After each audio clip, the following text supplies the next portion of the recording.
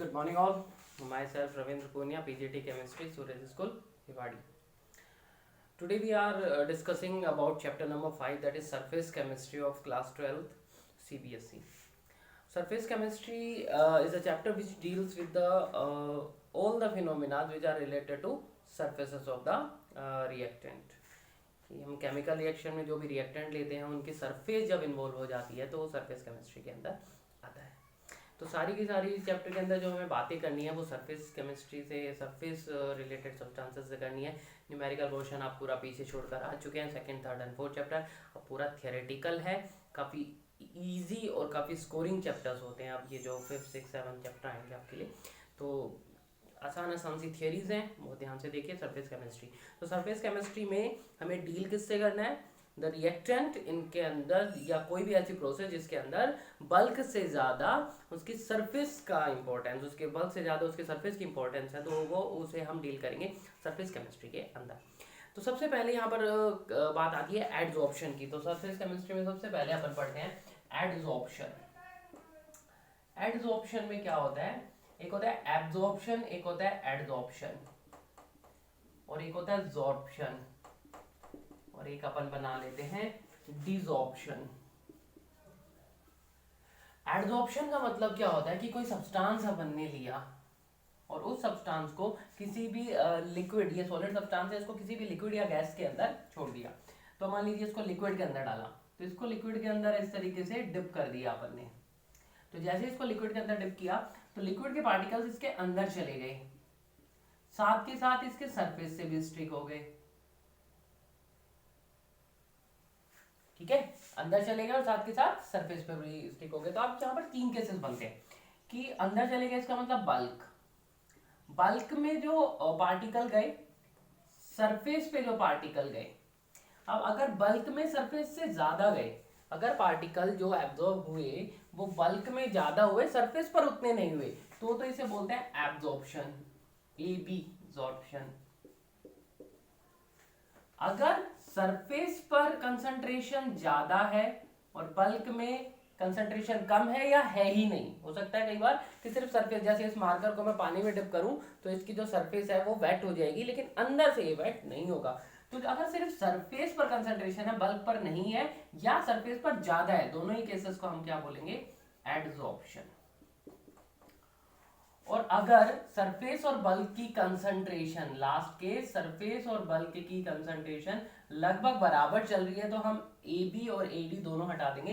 This is simply sorption. तो sorption में adsorption absorption दोनों होता है। और डिसॉर्प्शन, ये तो कॉमन सेंस से बता सकते हो कि अगर हम कोई ऐसी प्रोसेस करें जिससे हम इसको वापस से, ये जो कंसंट्रेशन है अंदर और बाहर की, जो यहाँ पर वेट हुआ है, ये जो पार्टिकल इसके अंदर गए, इनको हम यहाँ से हटा दें और दोबारा से हमारे पास प्योर सॉलिड सब्सटेंस आ जाए, तो उसे कहते हैं डिसॉर्प्शन। तो ये हो गया जनरल टर्म जो हम यूज करेंगे। इसके बाद हम 2 जनरल टर्म और यूज करेंगे, एडजॉर्बेट और एडजॉर्बेंट। एडजॉर्बेट वो पार्टिकल जो एडजॉर्ब होगा, एडजॉर्बेंट जिसकी सरफेस पर होगा। तो अगर मैं इस मार्कर को पानी के अंदर डिप कर रहा हूं और ये यहां से गीला हो रहा है, तो ये जो मार्कर है वो क्या हो गया? एडजॉर्बेंट। जिसकी सरफेस होगी वो एडजॉर्बेंट, और कौन इसके ऊपर स्टिक हुआ? वाटर। तो वाटर इसके लिए क्या हो गया? एडजॉर्बेट। तो दिस इज एडजॉर्बेट, एडजॉर्बेंट, जैसे सोल्यूट और सॉल्वेंट हुआ करता था। तो ये हमारे जनरल टर्म हो गए सरफेस केमिस्ट्री में जो हम यूज करेंगे। इसके बाद अपन बात करते हैं फिजिजॉर्प्शन और केमिजॉर्प्शन की। अब ये जो एडजॉर्प्शन को आगे लेकर चलना है हमें इस चैप्टर में, हमें जो बेसिक जो चीज है वो है एडजॉर्प्शन। एडजॉर्प्शन को आगे लेकर चलना है। तो एडजॉर्प्शन क्या होता है? बहुत ध्यान से देखिए कि अगर हमारे पास कोई एक सॉलिड सब्सटेंस होगा, उसको लिक्विड या गैस में हमने डिप किया, तो लिक्विड और गैस के जो पार्टिकल हैं वो सरफेस पर स्टिक हो गए। मान लीजिए गैस या लिक्विड में से कोई भी, वो सरफेस पर स्टिक हो गए और बल्क में उनकी कंसंट्रेशन नहीं है या बहुत कम है, तो उसे एडजॉर्प्शन कहते हैं। अब एडजॉर्प्शन भी 2 तरीके के हैं, वो ध्यान से समझना। एडजॉर्प्शन हम जनरल लाइफ में हर जगह देखते हैं कि हमारी कबर्ड है, कबर्ड के ऊपर मिट्टी लग गई, फैन है, फैन चलता है तो फैन के ऊपर मिट्टी लग गई। ठीक है, तो ये जितने भी डस्ट पार्टिकल जो हमारे किसी भी सब्सटेंस के ऊपर लग जाते हैं, ये एडजॉर्प्शन ही तो है, बल्क में थोड़ी ना जाता है। जैसे ये व्हाइट बोर्ड है, तो इसके ऊपर अगर मैंने ऐसे मार्कर चला दिया तो ये एडजॉर्प्शन ही तो है। इंक ने अब इसकी सरफेस के ऊपर क्या हो गई, स्टिक हो गई, चिपक गई, बिल्कुल अंदर नहीं गई, तो ये एडजॉर्प्शन ही तो है। तो एडजॉर्प्शन अगर सिंपल बहुत वीक फोर्स से अगर कैरी होता है, जैसे ये मार्कर, मैंने यहाँ मार्कर चलाया, ये एडजॉर्प्शन है। अब मुझे देखना है कि ये एडजॉर्प्शन बहुत स्ट्रॉन्ग है या वीक है। तो ये देखिए ये हट गया, हट गया, इसका मतलब ये वीक है। थोड़ा सा फोर्स लगाते ही हट गया। तो अगर वीक फोर्स से बाइंड होते हैं, वीक फोर्स को अपन केमिस्ट्री में क्या बोलते हैं, वंडर वॉल फोर्सेस।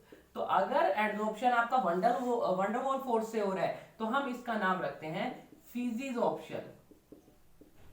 ठीक है, अगर कहीं पर भी एडजॉर्प्शन आपका बहुत वीक फोर्सेस से हो रहा है तो उसे फिजिजॉर्प्शन बोलते हैं, कि फिजिकली एडजॉर्ब हुआ है। तो जितने भी डस्ट पार्टिकल किसी सब्सटेंस के ऊपर जमा होते हैं वो सब क्या है, फिजिजॉर्प्शन। और अगर आपका स्ट्रॉन्ग केमिकल फोर्स से, स्ट्रॉन्ग केमिकल फोर्स से अगर कोई एडजॉर्प्शन हो रहा है तो उसका नाम अपन रखते हैं केमिजॉर्प्शन। तो केमिजॉर्प्शन में बॉन्ड बनता है, ध्यान रखना, यहाँ तो सिर्फ अट्रैक्शन होता है, यहाँ पे ये अट्रैक्शन है, ये मिटाया मिट गया, हट गया, अट्रैक्शन है।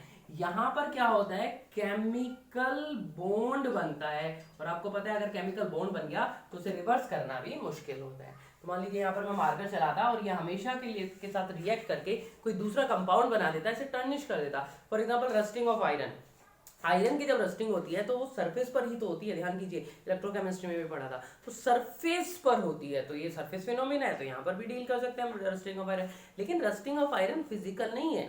अगर आपने रस्टिंग हो गई और आप उस पर कपड़ा मारे तो वो साफ नहीं होगा, आप उस लेयर को हटाना पड़ेगा आपको। वो लेयर तो खत्म हो चुकी है, उसे आप रिवर्स नहीं कर सकते। तो वो कौन सा एडजॉर्प्शन है बेटा, स्ट्रॉन्ग केमिकल फोर्स से है, तो वो कौन सा है, केमिकल बॉन्ड बन रहे हैं वो एक्चुअली, तो वो केमिजॉर्प्शन है और ये फिजिजॉर्प्शन है। तो this is the basic difference between physisorption and chemisorption. The adsorption is of two type, number one is chemisorption and number second is physisorption. Chapter number 4 chemical kinetics के एनसीईआरटी एक्सरसाइज करना start कर दें। NCERT exercise के जो question है उनको complete करके उनमें जो भी डाउट आती है वो आप मुझ तक फॉरवर्ड करें। और चैप्टर नंबर 5 का यहाँ न्यूमेरिकल तो है नहीं, तो इसके क्वेश्चन तो बहुत आसानी से हो जाएंगे, 5-10 मिनट में इसकी एक्सरसाइज हो जानी है। तो पहला टॉपिक था एडजॉर्प्शन, होप आपको क्लियर हुआ होगा। उसके बाद फिजिजॉर्प्शन एंड केमिजॉर्प्शन। अब in next video that is जो आपको कल मिलेगी उसमें फिजिजॉर्प्शन और केमिजॉर्प्शन में आपस में लगभग 7-8 डिफरेंसेस अपन डिटेल में डिस्कस करेंगे।